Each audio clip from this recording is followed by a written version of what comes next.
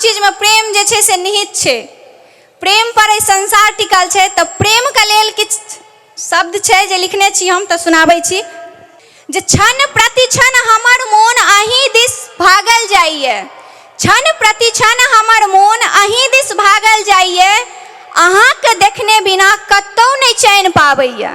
कि क्षण प्रति क्षण हमर मोन अहीं दिस भागल जाइए, अहाँ के देखने बिना कतौ नहीं चैन पाबैया।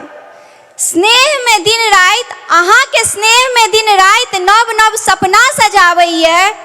प्रेम अहाँ के हमरा रात रात भर जगावैया।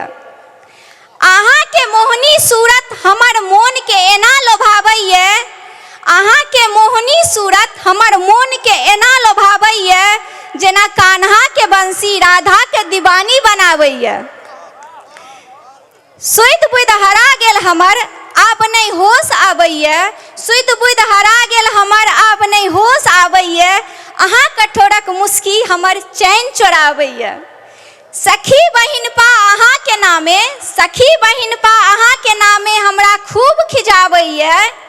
सबहक बोली तीत लगे आब, सबहक बोली तीत लगे आब, अहीं के मीठ मुस्कान सोहावैया।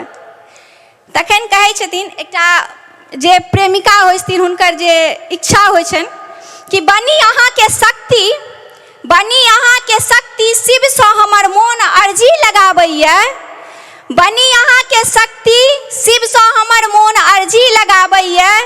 सांसक डोर रह जातक, सांसक डोर रह जातक, मोन हमर अहीं के संग चाहैया।